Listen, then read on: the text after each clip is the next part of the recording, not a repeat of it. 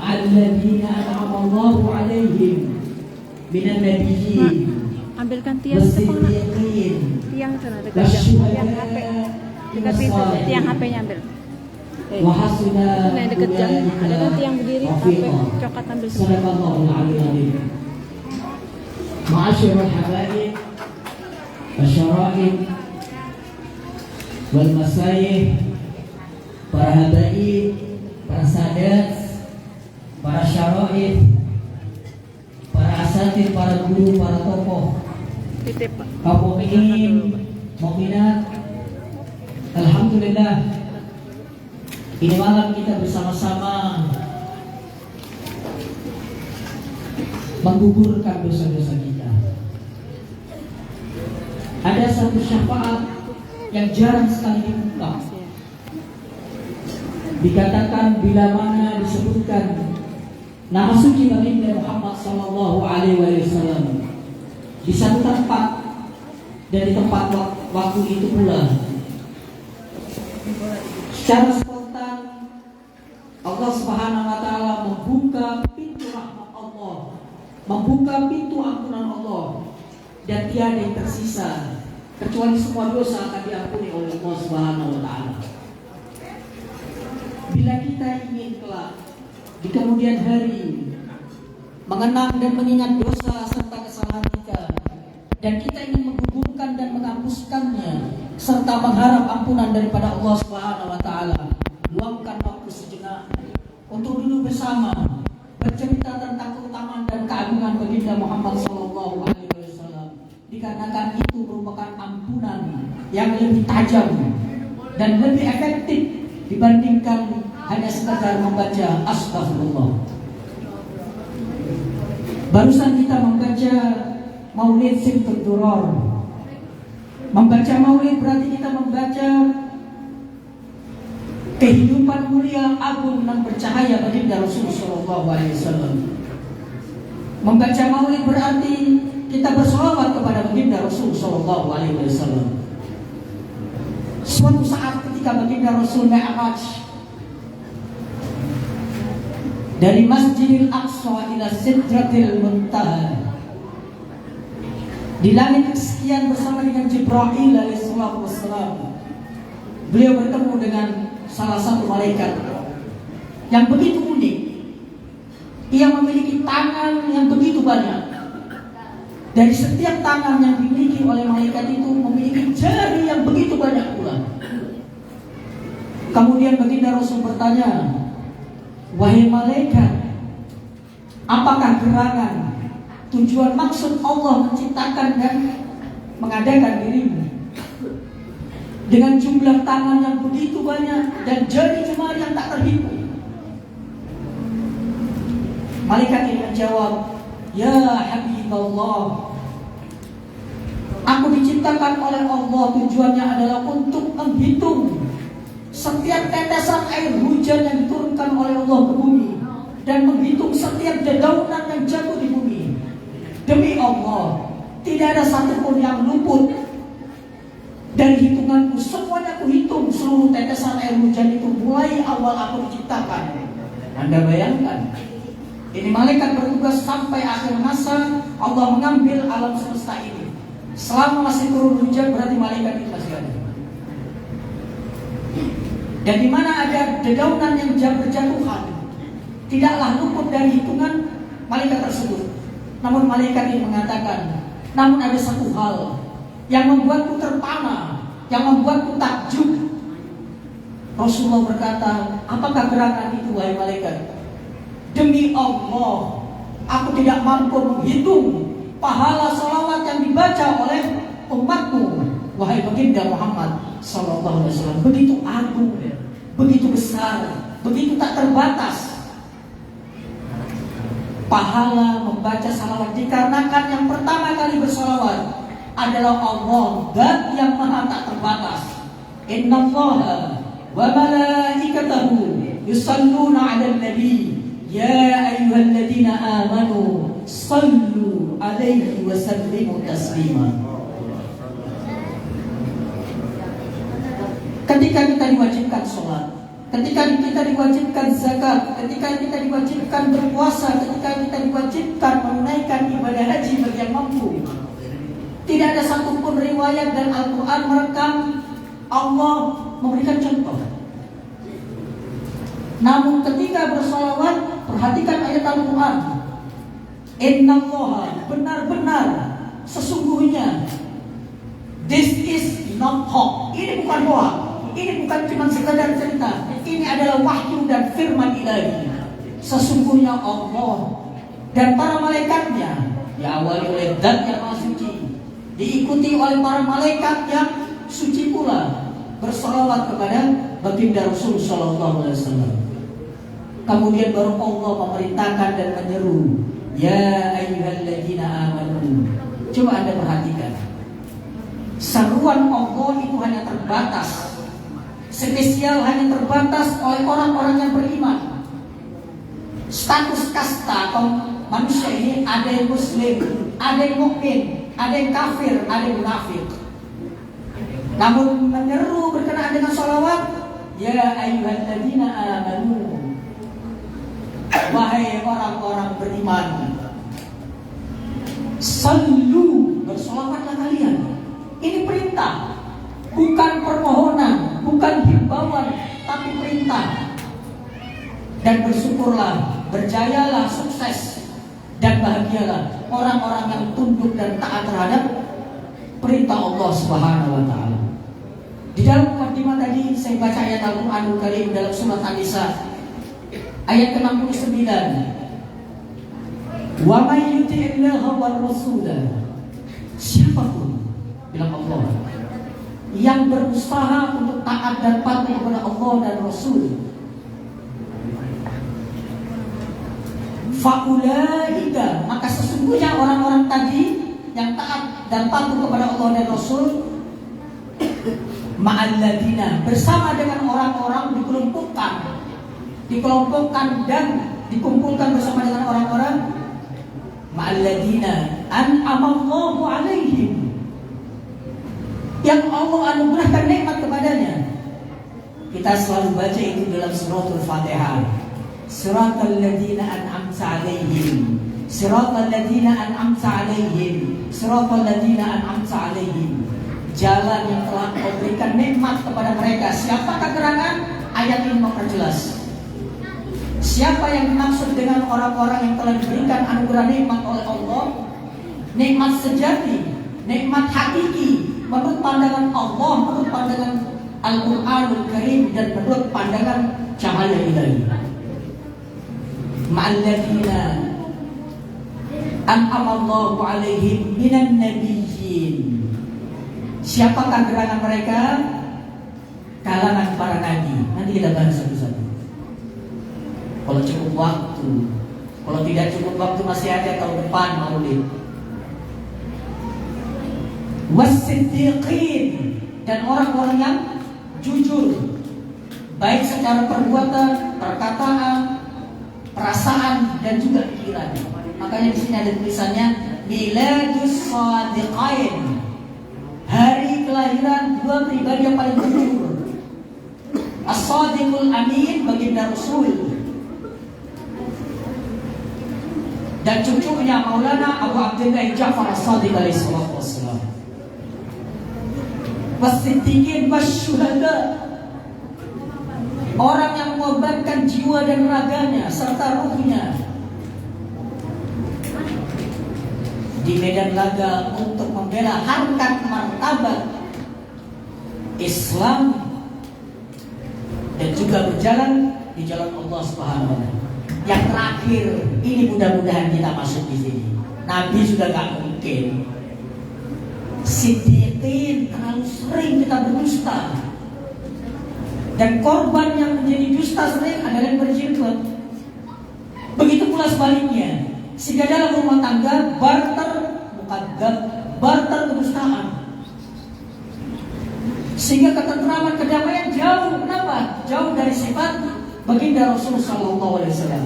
Mungkin yang terakhir, wassolihin, kelompok orang-orang yang soleh.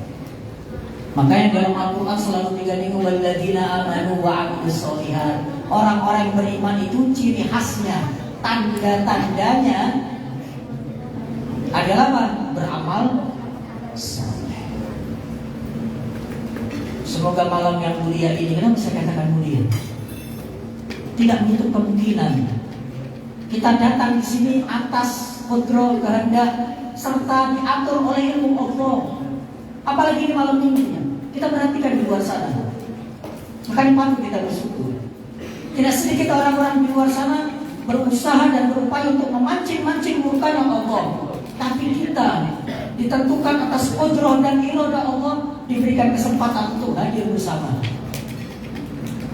Diringankan ayunan langkah kami kita di sini, membaca bait-bait syair pujian kepada baginda Rasulullah, dan mendengarkan sedikit modal untuk perbaikan demi perbaikan atas kesalahan yang lalu dan menutupi segenap kekurangan serta menumbuhkan cinta kasih kepada baginda Rasulullah Shallallahu Alaihi Wasallam. Sebelum saya mulai bercerita tentang Rasulullah, mari kita baca sholawat 3 kali bersama-sama. Yang hadiahnya tadi kita hadiahkan kepada para arwah, para sesepuh kita, para leluhur kita, para kedua orang tua kita yang telah mendahului kita. Semoga bacaan sholawat kita ini menjadikan terangnya kuburan mereka, menjadi jembarnya luasnya kuburan mereka, menjadi semerbak wangian aroma dari tangan suci baginda Rasul Sallallahu Alaihi Wasallam. Allahumma salli ala Muhammad wa ali Muhammad. Allahumma salli ala Muhammad wa ali Muhammad. Allahumma salli ala Muhammad wa ali Muhammad. Sebelum kelahiran Rasulullah, para pendeta-pendeta Yahudi, para orang-orang pintar, para agamawan yang memperdalam Taurat, Injil dan Zabur telah melihat tanda-tanda alam. Akan dekat datang waktunya manusia agung mulia, pemegang kekuasaan timur dan barat, utara dan selatan. Ia adalah simbol kesempurnaan langit dan bumi. Bahkan yang menjadi unik, menjadi perhatian khusus oleh Iblisul La'in, karena melihat kondisi bumi pada saat itu berbeda, sehingga iblis ini memanggil seluruh pasukannya, syaitan dan jin-jin yang kafir, rapat dipanggil. Bilang iblis, yaitu Al-Jazir, coba kalian cek, pantau ke bumi ada apa, karena situasi kondisi bumi berbeda saat ini. Ketika mereka turun menyebar dan mereka kembali lapor kepada iblis, tidak ada, mereka lapor tidak ada yang aneh, biasa-biasa saja. Sampai pada akhirnya iblis sendiri yang turun tangan, turun ke bumi, sampai dia ke Makkah Al-Mukarramah. Iblis terpana karena di kota Makkah itu dipagari oleh cahaya yang tidak lain dan tidak bukan adalah seluruh para malaikat rahmat Allah yang dipimpin oleh Jibril alaihissalam menjaga kota Makkah. Kemudian dia bertanya kepada Jibril, ada apa gerangan? Apa jawaban Jibril? Sebentar lagi, tidak lama lagi, seorang manusia akan dilahirkan yang mana ia akan membongkar seluruh trik dan intrik kebohonganmu, tipu daya muslihatmu, dan juga rayuan gombalmu. Saat itu iblis berhenti, bahkan dikisahkan dalam sebuah riwayat, iblis, syaitan dan para jin, mereka memiliki ribuan tahun mulai dari Nabi Adam alaihissalam, mendengar dan menguping tentang informasi langit. Sampai dilahirkannya Nabi Isa alaihissalam, mereka tertahan sampai langit ke-4, tidak sampai langit ke-7. Ketika baginda Rasulullah SAW dilahirkan, mereka dihantam dan dilempari oleh meteor oleh Allah Subhanahu Wa Taala, sehingga sampai mulai sejak dilahirkan baginda Rasul, mereka tidak mampu mencuri informasi daripada langit. Api Majusi ribuan tahun tidak pernah padam, di negeri Persia yang jauh itu. Di saat itu padam. Istana-istana yang berbalkon mewah itu semuanya runtuh yang berjumpa pada situ. Berhala-berhala yang ada di kota Mekah semuanya tumbang. Seakan-akan ini adalah sebuah kode tanda alam untuk mempersiapkan sumber dan poros kebaikan akan dilahirkan. Lahirlah baginda Muhammad SAW yang disaksikan oleh Sayyidah Aminah binti Wahab, yang tidak lain dan tidak bukan adalah ibunya. Kemudian terdengar suara lirih untuk memberikan nama Muhammad SAW. Meskipun dalam riwayat yang lain mengatakan yang memberikan nama Muhammad itu adalah Abdul Muthalib. Sebelum lahir ayahnya meninggal. Di usia masih belia, beliau ditinggal wafat oleh ibunya.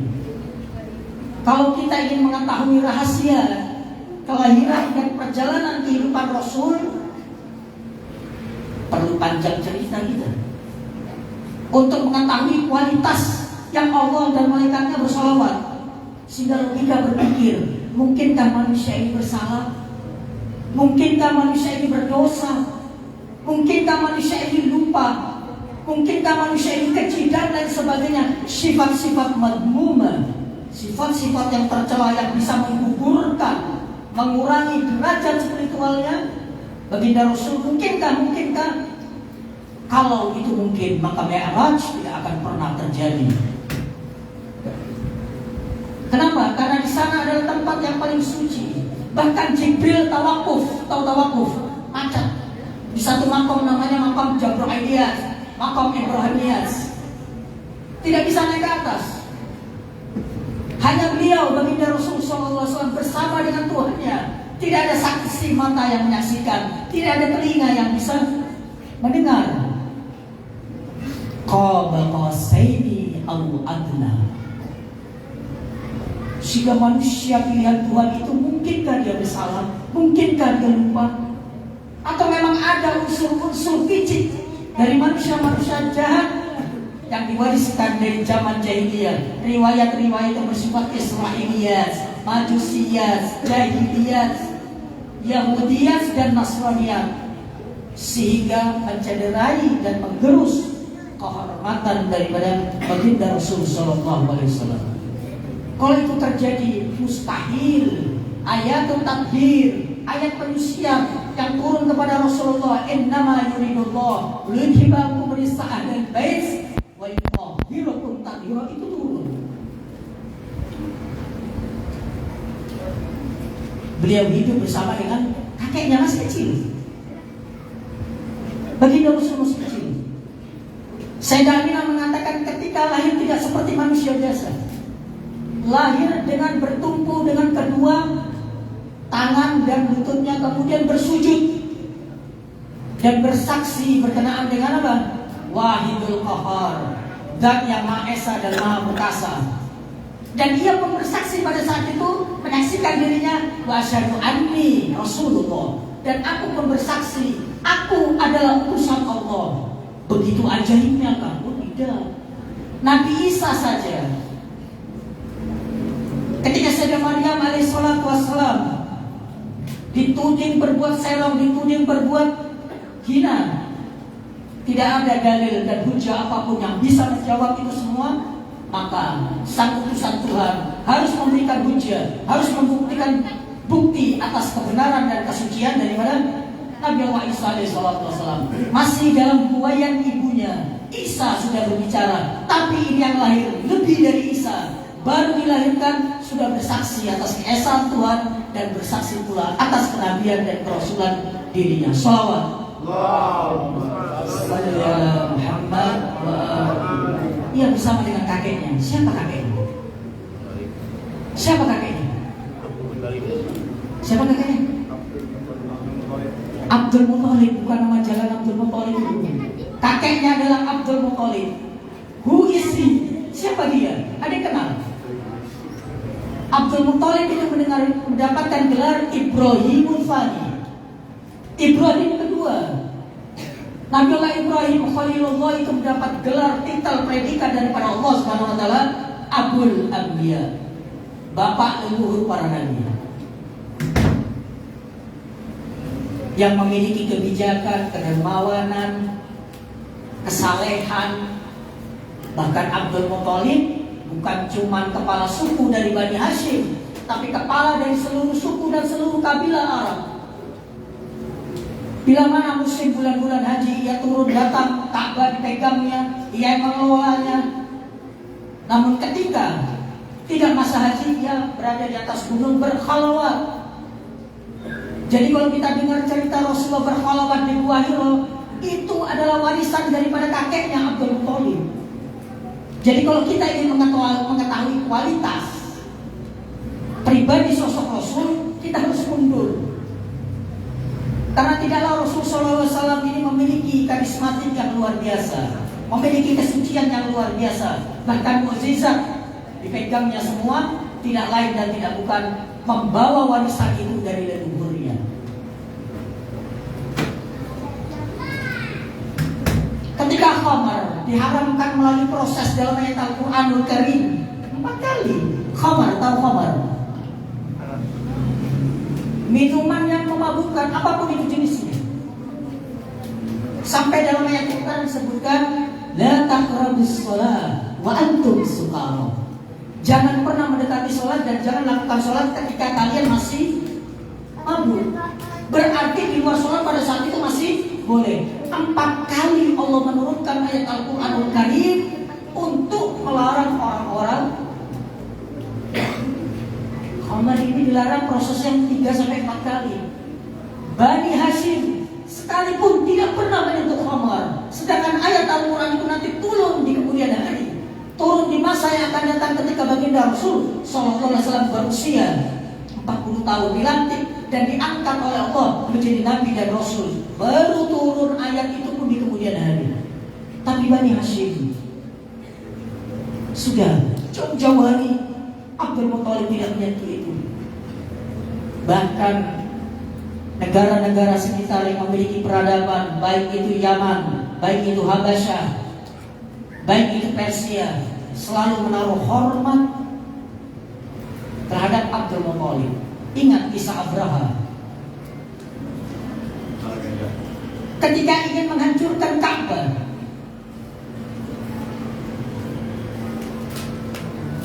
Seluruh orang disuruh lari untuk menyelamatkan diri, naik ke atas gunung dan bukit-bukit serta bersembunyi di goa. Namun pasukan Abraha ini, atau yang dikenal dengan Abraha, merampas kambing, domba, sapi dan onta-onta yang ada.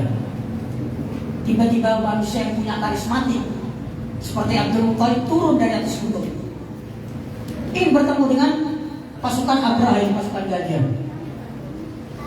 Abraha ini memiliki satu kendaraan yang begitu istimewa dan itu sangat populer, yaitu gajah putih. Ketika datang Abdul Muthalib, gajah ini langsung duduk. Kemudian belalainya memberikan salam hormat kepada Abdul Muthalib. Kemudian ditanya oleh Abraha, siapa Anda? Apa jawaban Abdul Muthalib? Aku adalah Abdul Muthalib. Oh, engkau kah? Manusia yang terpandang, namamu begitu populer dan sebagainya. Ada perlu apa ke sini? Apa jawaban Abdul Muthalib? Saya ke sini mau mengambil domba-domba, kambing-kambing dan onta-onta yang telah pasukan lepas. Apa jawaban daripada Abraham? Orang sebesar engkau, namamu terkenal seantero seluruh pelosok negeri.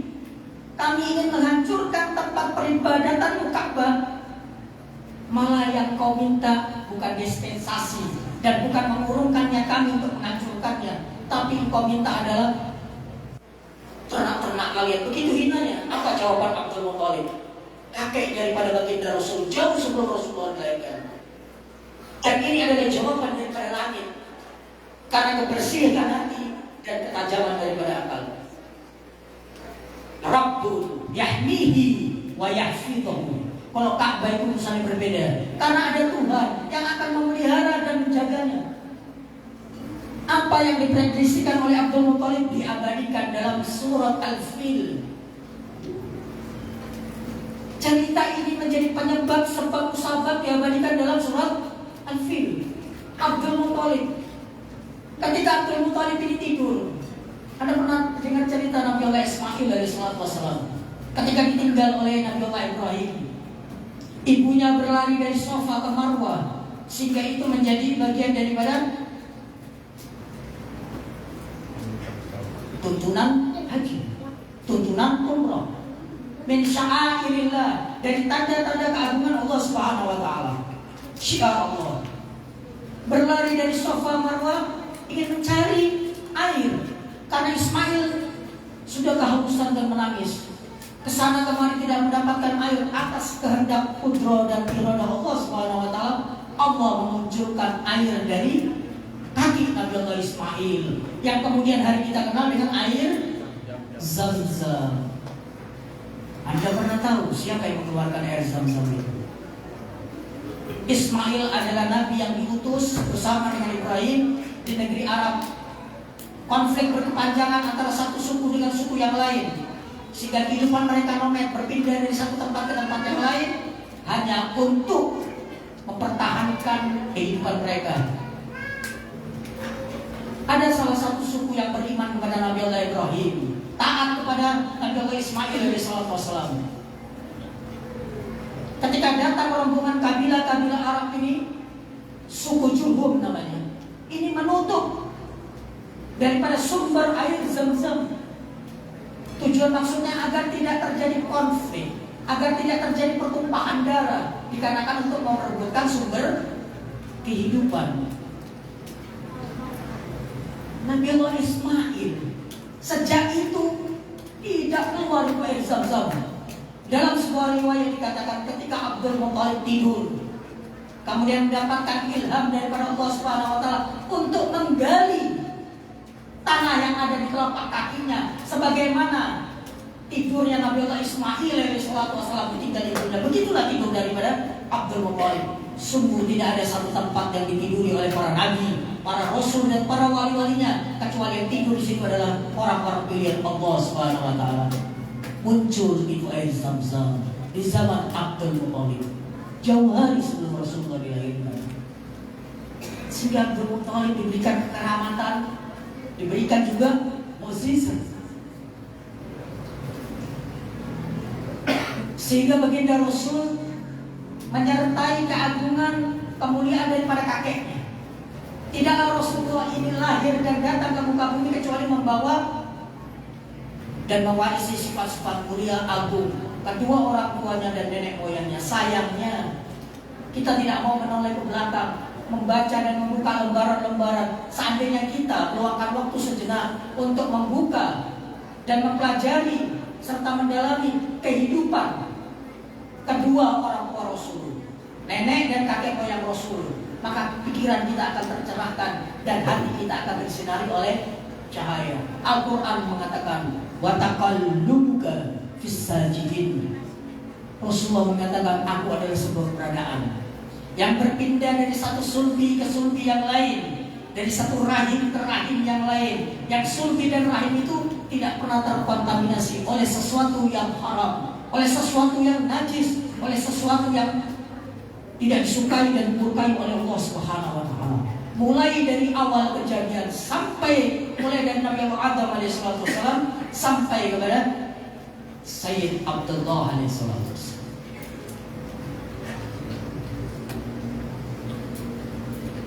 Saat usia baginda Rasulullah 8 tahun,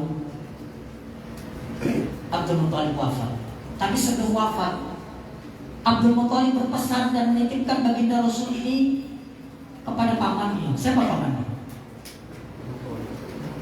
Pamannya ada Sayyidina Abbas, ada Sayyidina Hamzah, ada Abu. Namun yang menjadi misteri, kenapa putra mulia ini dititipkan kepada Abu Thalib, yang dari sisi ekonomi berkekurangan, memiliki tanggung jawab yang tidak kecil, karena dia juga memiliki keluarga. Namun pesan daripada Abdul Muthalib, jaga baik-baik anak ini, ini adalah segenap anugerah Allah Subhanahu wa taala. Apa yang dilakukan oleh Abu Thalib?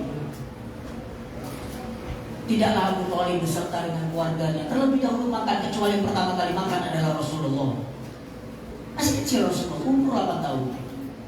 Tidaklah keluarga Abu Thalib menggunakan pakaian yang bagus, kecuali sebelum pertama kali menggunakan pakaian baru adalah baginda Rasulullah SAW. Tidaklah yang lainnya tidur terlebih dahulu sebelum Rasulullah ditidurkan oleh Abu Thalib.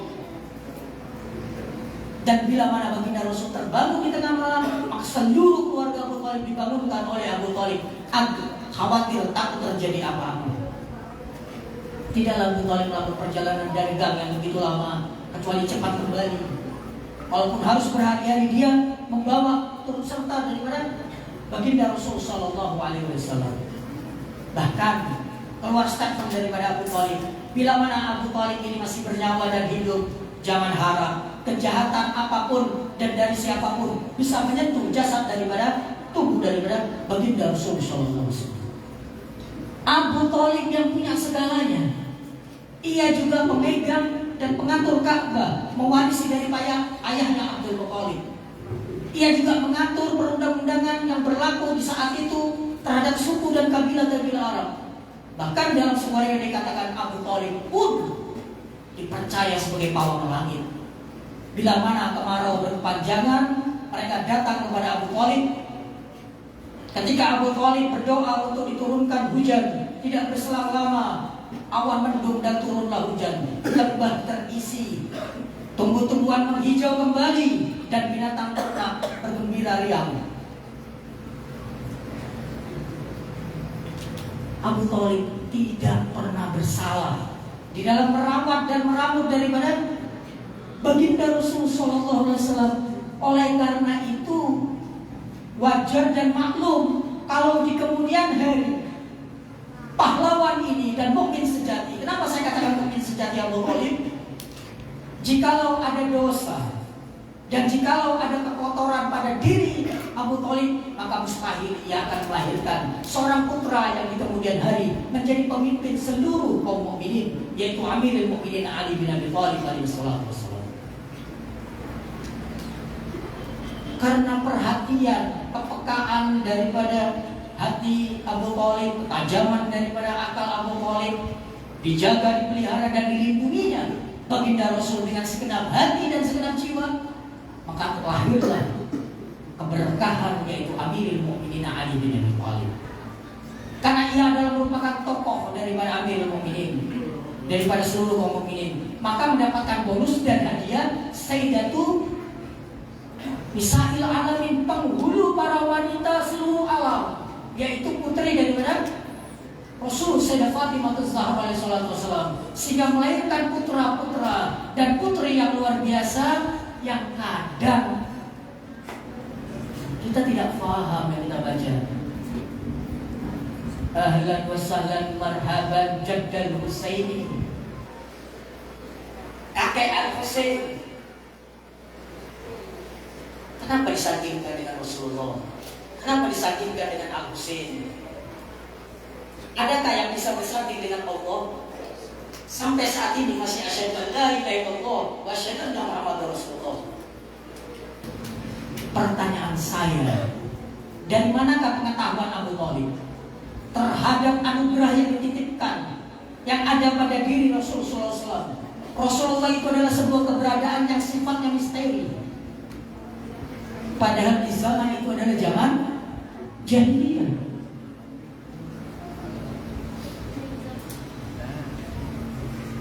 Yang simpang siur, yang pelin-pelan, yang penuh dengan ketidakpastian, yang mengedepankan emosi dan jauh dari nilai-nilai luhur dan etika.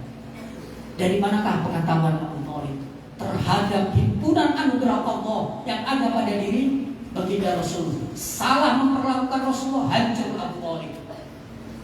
Tapi apa yang terjadi? Abu Thalib berhasil.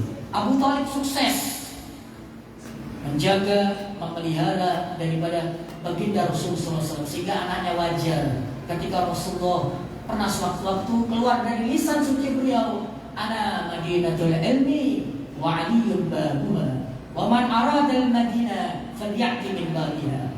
Aku adalah kotanya ilmu. Ini sindiran buat kita. Tidak ada satupun di alam semesta ini yang tidak lain adalah bersumber daripada ilmu Allah, dan tidak ada satupun ilmu Allah yang luput tidak dikuasai oleh baginda Rasulullah SAW. Sehingga beliau adalah kota ilmu. Dan siapakah gerbangnya? Ali bin Abi Thalib, putra daripada Abu Thalib. Sehingga wajar kalau putranya di kemudian hari menjadi gerbang pintu kota ilmu Rasulullah. Dikarenakan apa?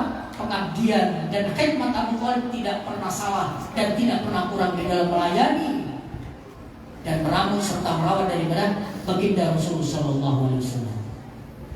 Abu Thalib adalah merupakan teladan dan contoh terhadap umat semacam kita, bagaimana kita melindungi, merawat dan memelihara daripada baginda Rasul Sallallahu Alaihi Wasallam. Jasadnya memang tidak kita pernah bertemu, suaranya yang begitu indah tak pernah terdengar oleh telinga kita. Kedua kelopak mata kita tidak pernah memandang cahaya nurani yang terpancar dari wajah suci beliau. Tetapi kita diberikan tugas dan tanggung jawab untuk menjaga, memelihara daripada syariat beliau. Apa yang harus kita teladani dari Rasulullah SAW? Tadi dibacakan oleh sang qari.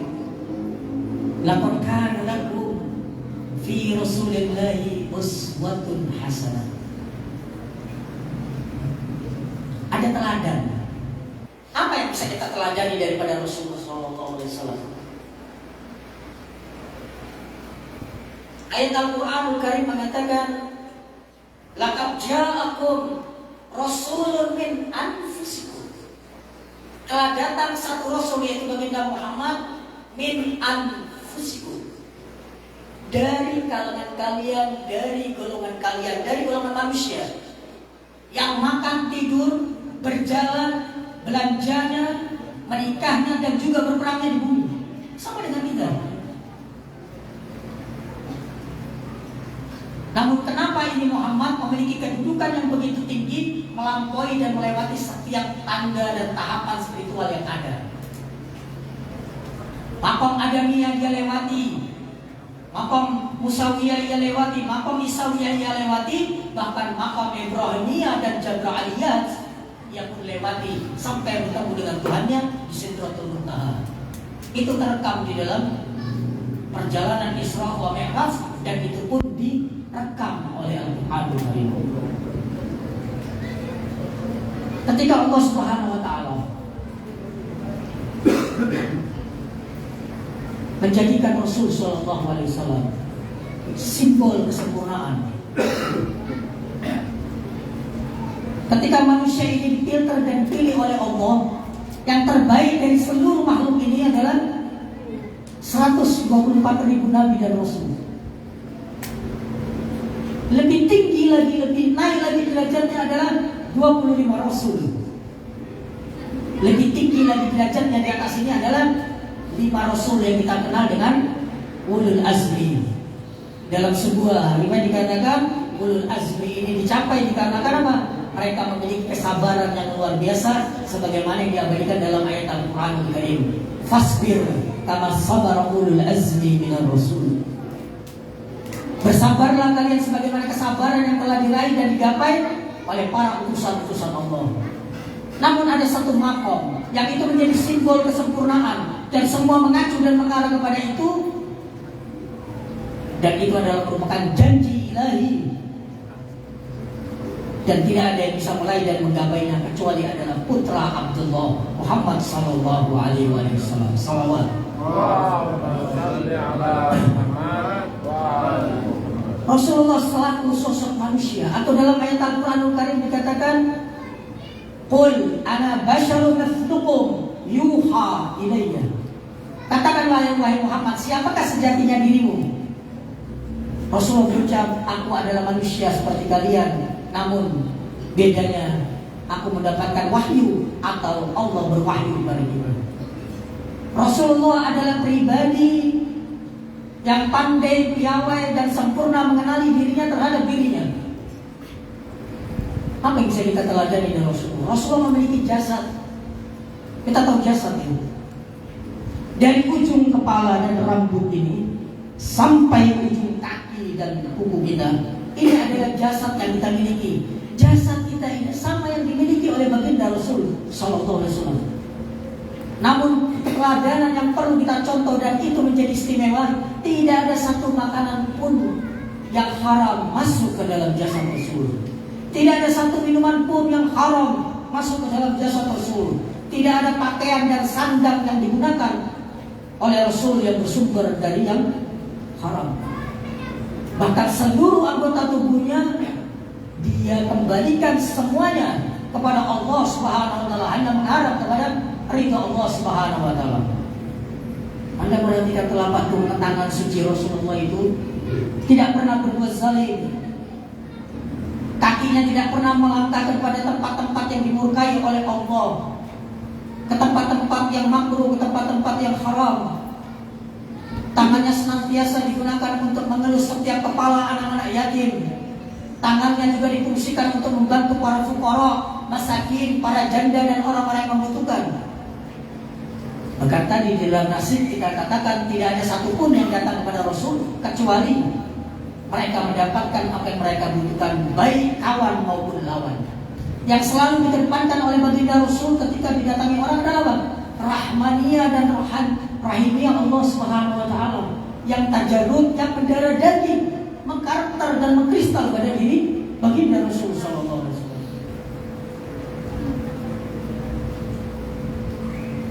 Tangan itu selalu digunakan untuk beribadah kepada Allah. Bahkan dengan kedua tangannya pula digunakan untuk membela agama Allah, untuk memegang sebilah pedang dan memegang tali kekang kendali kuda untuk masuk ke medan laga. Anda perhatikan, tidak ada jasad Rasulullah melakukan pelanggaran sedikit pun. Wajar kalau makhluk kualitas jasadnya semacam ini, hanya satu-satunya di alam wujud semesta ini yang bisa bertemu dengan Allah Subhanahu wa taala. Kenapa? Tangannya tidak pernah berkhianat terhadap setiap amanah. Tangannya tidak pernah berbuat zalim. Sehingga seluruh anggota tubuh Rasulullah tidak ada satu pun yang tersisa, baik telinganya, matanya, hidungnya dan lain-lain, semuanya terberkahi dan itu diabadikan dan direkam dalam ayat Al-Qur'anul Karim. Bismillahirrahmanirrahim. Subhanalladzi asra bi'abdihi lailan minal masjidil haram ilal masjidil aqsa alladzi barakna haulahu. Segala puji bagi Allah yang memperjalankan pada malam hari baginda Rasul dari Masjidil Haram ke Masjidil Aqsa, yang kami berkahi sekeliling Muhammad dan seluruh umat Muhammad, dan bukti-bukti keberkahan itu terlihat. Tangan beliau pernah mengucurkan air di saat di medan peperangan. Pada saat itu sudah tidak ada air lagi, perbekalan sudah mulai habis, sehingga para pasukan, para mujahidin mendapatkan air beserta dengan binatang tunggangan mereka. Bahkan dalam sebuah riwayat, dengan telunjuk beliau mampu membelah bulan. Tidak ada satu anggota tubuh Rasulullah yang tidak terberkahi, bahkan rambutnya pun tak termakan oleh api. Ini baru berkah daripada anggota tubuh. Bagaimana dengan umatnya? Bagaimana dengan pengikutnya? Bagaimana yang selalu memuja dan memujinya? Kalau kita sudah gagal memperlakukan ini semua dan menteladani Rasulullah, maka malam ini mari kita jadikan momen bersama untuk memperbaiki segenap kekurangan yang ada dan menutupi segenap kesalahan-kesalahan yang telah lalu. Yang kedua, Rasulullah memiliki akal, sama kita juga diberikan akal.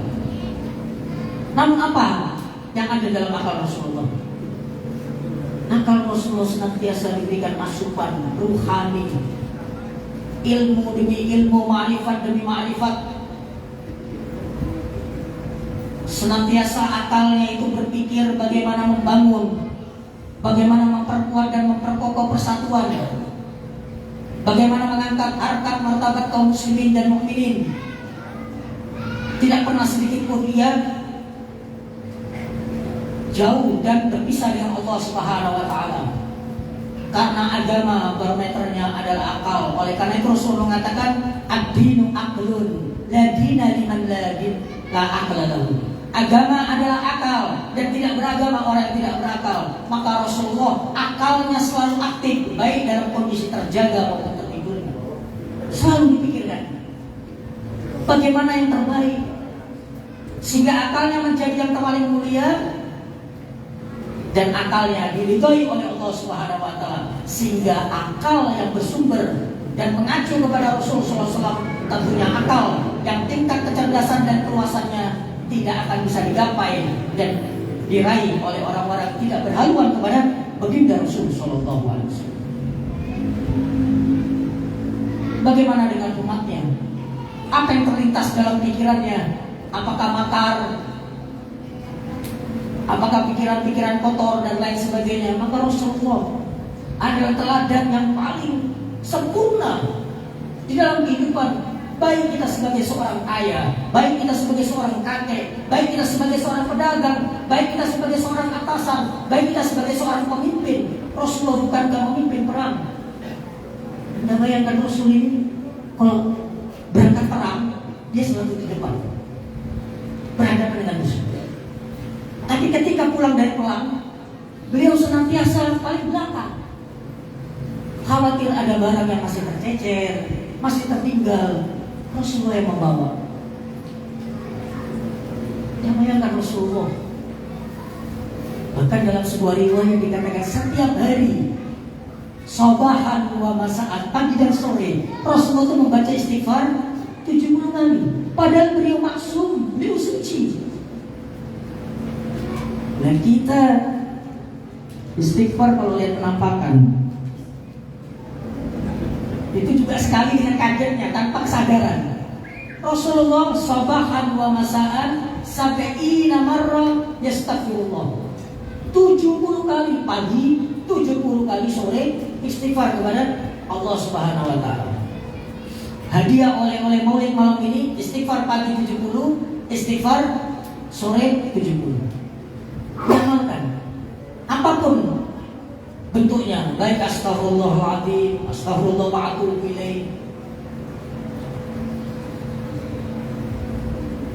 Jasad Rasulullah tak ternodai, akal Rasulullah pun tak tercederai. Diri Rasulullah yang ketiga adalah hati. Hati adalah sesuatu yang bersifat qalb. Di hati itu adalah wadah dan tempat segenap perasaan. Hati adalah merupakan rahasia ilahi, sehingga tidak akan pernah mampu dipenuhi oleh jutaan bahkan miliaran rasa.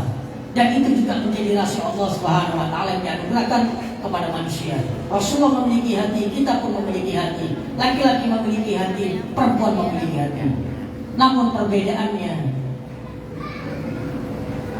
dalam hati Rasulullah itu tidak pernah bertengger, tidak pernah terlintas perasaan-perasaan madmumah yang tercela, yang tidak lain tidak bukan adalah perasaan-perasaan yang diridhoi oleh Allah Subhanahu wa taala.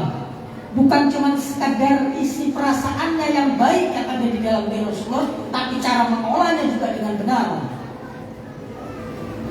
Kasih sayangnya, jawabnya, dermawannya, kepeduliannya dan lain sebagainya, sehingga siapapun yang berhadapan dengan Rasulullah akan bertekuk lutut. Dikarenakan apa? Pancaran hati daripada Rasul ini akan memancar dan hanya akan ditangkap oleh hati-hati yang menghidupkan lututnya. Makanya dalam ayat Al-Quran kan disebutkan para munafikun itu ada di sekeliling Rasulullah. Bagaimana ini? Kenapa? Karena memang mereka tidak mampu mencerna dan menangkap segenap keagungan Allah Subhanahu wa taala.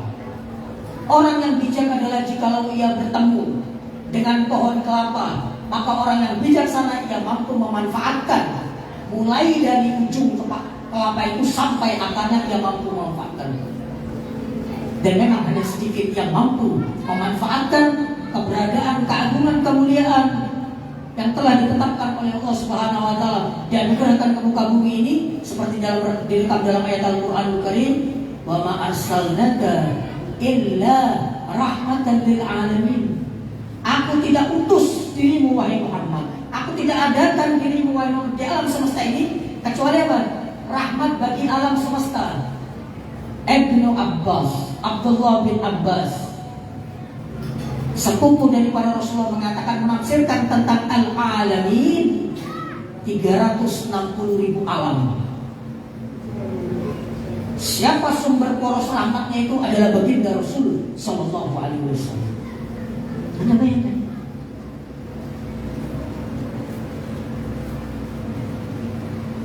Bagaimana dengan hati kita? Kita timbang-timbanglah dengan rasa iri, dengki, kecemburuan, kecintaan kepada dunia yang meluap-luap dan lain sebagainya. Jikalau itu masih bersemayam, berat dan susah memaafkan orang, gemar membicarakan kesalahan-kesalahan orang, gosip pindah dari televisi menjadi di ruang-ruang publik, tidak di pasar, tidak pagi, tidak sore, tidak siang, tidak sore, tidak malam. Padahal dia tidak pernah absen masuk musola. Tiap detik, tiap saat, sholat 5 waktu. Bahkan tidak sekali 2 kali berangkat umroh, haji pun demikian. Tetapi lebih banyak ibadahnya, kenapa lebih sering membicarakan keburukan-keburukan orang. Something wrong, ada sesuatu yang salah ini. Ada sesuatu yang salah. Beda dengan Rasul. Ketika mendekatkan diri kepada Allah, makin apa? Makin taat, makin patuh. Kita kalau terima telepon dari bos, oh iya Pak, siapa? Ya, sopannya minta ampun. Tapi kalau sama istri dan anak-anak, laksana sial. Yang harus ditakuti dan ditaati. Ini adalah penipuan terhadap nurani. Allah Subhanahu wa taala tidak menciptakan makhluk manusia itu sebagai pengganas dan pemberingas. Ikuti Rasulullah yang memiliki cinta kasih terhadap siapa? Terhadap keluarga. Makanya pulang nanti ini, ibu sama bapak-bapak pulang dari maulid, bapaknya yang keren-keren, apa itu keren-keren bahasanya? Kejam-kejam, itu tadi Ustaz singgung-singgung. Dengerin tuh Pak, tadi itu rekam ini ada sudah. Ibunya juga begitu, mah tuh dengerin.